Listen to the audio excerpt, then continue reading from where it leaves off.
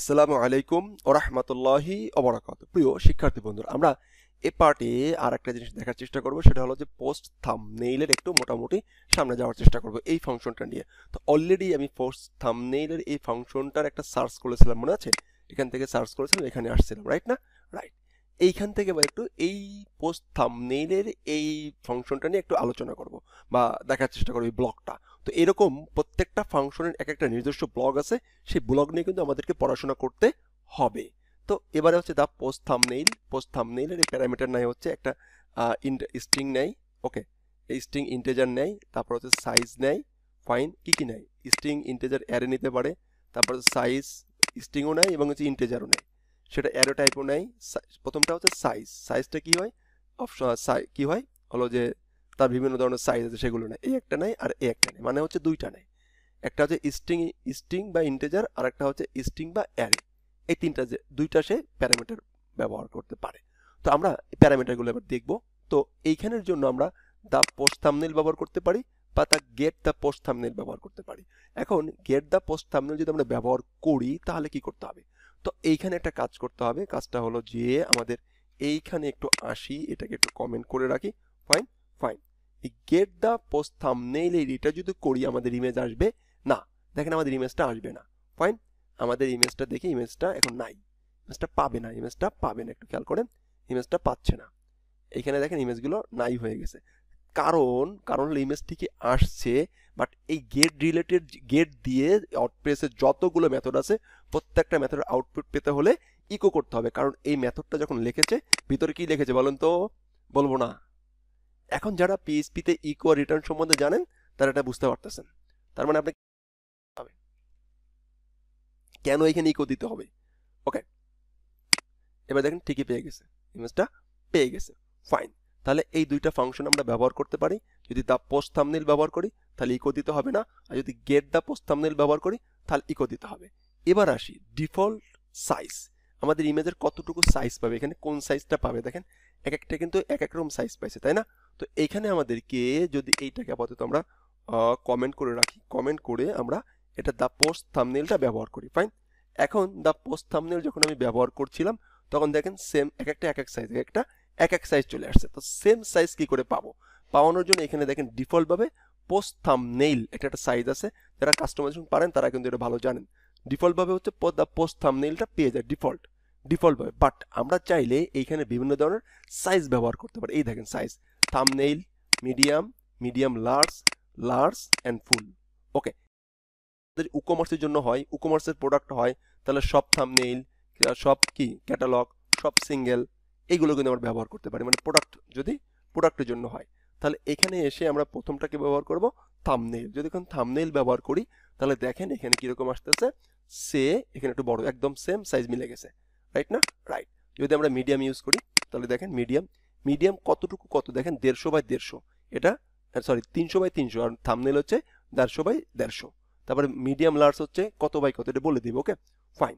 যদি ফুল দেই, এই প্রত্যেকটা প্যারামিটার আমরা এখান থেকে শিখে নিলাম যে এতগুলো প্যারামিটার আছে। এখন আপনাকে যে কাজটি করতে হবে তা হলো যে পোস্ট থাম্বনেইল সাইজের জন্য কতগুলো প্যারামিটার আপনাকে মুখস্থ রাখতে হবে।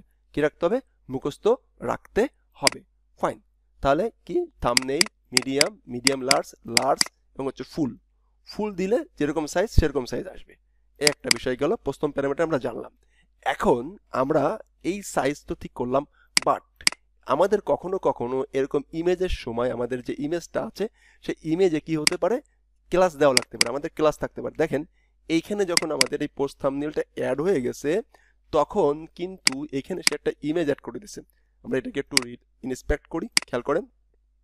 ইন্সপেক্ট করার পরে দেখেন বাই ডিফল্ট কিছু ক্লাস অ্যাড হয়ে গেছে, একটা ইমেজ ট্যাগ পেয়ে গেছে। বাট দেখেন 150 সাইজ চলে আসছে।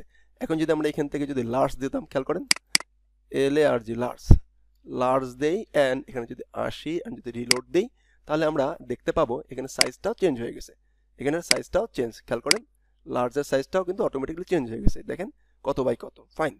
এইখানে আমাদের ক্লাসটা বসাতে চাই। তো বসানোর জন্য অলরেডি আমরা শিখে গেছি, এইগুলো শিখে গেলাম বলে ওটা কপি করলাম, কপি করে সেইগুলোকে ফাংশন লিস্টে নিয়ে আসি, রাইট না? Right. Function F function list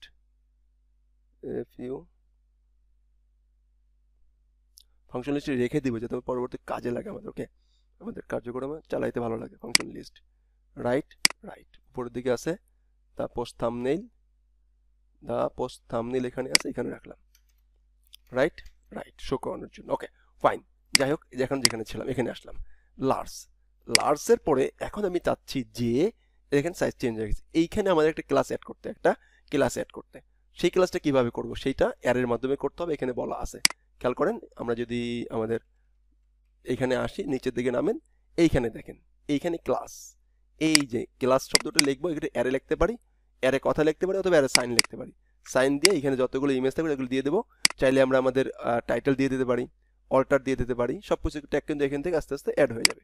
এখন দেখেন যদি আমরা এটাকে কপি করি, এখান থেকে নিয়ে নেই, খেয়াল করেন কপি করে এর ভিতরে কমা দিয়ে পেস্ট করে দিলাম। এখন দেখেন এইখানে কিন্তু আমাদের ক্লাসগুলো অ্যাড হয়ে যাবে। তো এখানে আমি যদি ক্লাস অ্যাড করি যে হাদি জামান, ফাইন। এখন এইখানে যদি আমি রিলোড দেই, দেখেন আমাদের ক্লাসটা অ্যাড হয়ে গেছে, একটু ক্লিক করি, দেখেন আমাদের এখানে হাদি জামান, দেখেন হাদি জামান ক্লাসটা অ্যাড হয়ে গেছে। তাহলে আমরা আমাদের কাস্টম ক্লাসও ইমেজের ভিতরে অ্যাড করা শিখতে পারলাম। তাহলে আমরা ইমেজের সাইজ করতে পারলাম, ইমেজের ক্লাস করতে পারতাম। এইরকম ওয়ার্ডপ্রেসের প্রত্যেকটা বাই ডিফল্ট ফাংশন নিয়ে প্রত্যেকটা বিভিন্ন প্যারামিটার আছে, সেই প্যারামিটার একটা স্পেসিফিক কাজ আছে, সেইগুলো আমাদের প্রয়োজনে গুগলিং করবো, সার্চ করবো এবং শিখে নিব। ধন্যবাদ। এই পর্বে আমরা এতটুকু শিখলাম। নেক্সট পার্টে আমরা এইখানে দেখেন আরেকটা জিনিস আমরা করব। তাহলে এটাকে আমরা শিখেছিলাম যে এইখান থেকে দেখেন, এখানে যখন ক্লিক করব আমাদের সিঙ্গেল পেজে চলে যাবে। এখানে যখন ক্লিক করবো তখন সিঙ্গেল পেজে চলে যাবে। তো নেক্সট সিঙ্গেল পেজে যাওয়ার জন্য কি করতে হবে, আমাদের এইখানে জাস্ট পিএইচপি লিখবো, আমাদের দা পারমালিঙ্ক, দা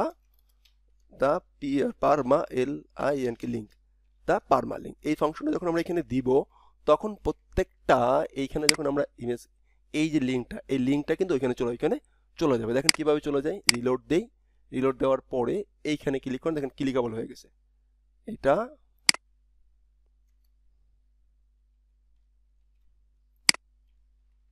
এটা ক্লিকেবল হয়ে গেছে, দেখেন এখানে আসি আমরা, এটা ক্লিকেবল হয়ে গেছে এবং এইখানে কিন্তু একটা জায়গায় লিঙ্কে চলে যাবে। ইমেজে আসি আমরা, এইখানে রিঅ্যাড বাটনে ক্লিক করি, ইন্সপেক্ট করি, দেখেন এই দেখেন পারমালিঙ্কটা চলে আসছে, থার্ড পোস্ট পারমালিঙ্কটা চলে আসছে, অ্যাবসলিউট রাইট।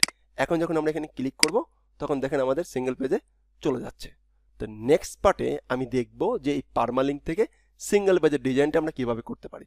তো আমরা এই পেজেই এটার একটু সময় নেই, আর একটু ডাউনলোড থেকে এখানে আমাদের সিঙ্গেল পেজটা আছে না, এই আমাদের ব্লক সিঙ্গেল পেজ আছে না, আছে রাইট। তাহলে ব্লক সিঙ্গেল পেজটা ওপেন করে এইখান থেকে টোটাল কপি করে আমরা ওখানে নিয়ে পেস্ট করে দিয়ে আমরা আমাদের কার্যক্রম চালাবো, রাইট। নেক্সট পার্টে আমরা আমাদের সিঙ্গেল পেজটা কিভাবে ডিজাইন করব সেটা আমরা দেখার চেষ্টা করব। ধন্যবাদ। এই যে এরকম থাকবে block single page, okay fine, এরকম ব্লক সিঙ্গেল পেজ থাকবে, এখানে একটা ফিচার ইমেজ থাকবে, এখানে টাইটেল থাকবে, এখানে অথর, দেখেন সব কিছু এখানে শো হয়ে যাবে। এখানে অথর থাকবে, এখানে অথরের নাম থাকবে, এখানে ডেট থাকবে, কত ভিউ হয়েছে, কতগুলো কমেন্ট হয়েছে, এখানে ডিসক্রিপশন থাকবে, এখানে সেই ইমেজ থাকবে, তার ভিতরের ইমেজ, এখানে আরেকটা সেই ব্লগ, এখানে সোশ্যাল মিডিয়া শেয়ার আইকন থাকবে, এখানে কে কমেন্ট করছে তাদের লিস্ট থাকবে, রাইট না, রাইট। এখানে কমেন্ট দেওয়ার আবার অপশন চলে আসবে, ওকে ফাইন। তারপর এখানে রিসেন্ট পোস্ট থাকবে, এখানে রিসেন্ট পোস্টগুলো থাকবে, এখানে টোটাল ট্যাগগুলো থাকবে, তারপর এখানে ব্লগ, এখানে ক্যাটাগরিগুলো থাকবে, এখানে একটা সার্চ থাকবে, ওকে। তাহলে এটা কমপ্লিটলি একটা ব্লগের যা করণীয় সব কিছু এখানে আছে, সব কিছু আমরা করব। ধন্যবাদ। আসসালামু আলাইকুম ওয়া রাহমাতুল্লাহি ওয়া বারাকাতুহু।